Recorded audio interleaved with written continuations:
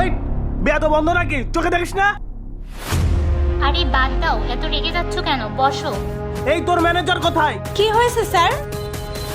কোথায় গিয়ে ওইটা রেখেছেন? খাবার কিভাবে সার্ভ করতে হয় সেটা জানে না? আরে থামো। সরি স্যার, তুমি কি কোনো আদব কায়দা শেখোনি?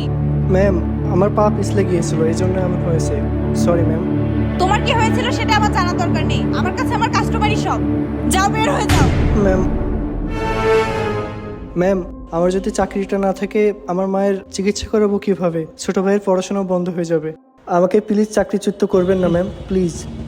তোমার মা ভাইয়ের জন্য কি আমি রেস্টুরেন্ট বন্ধ করে দেব? আপনারা থামুন, এর কোনো দোষ নেই।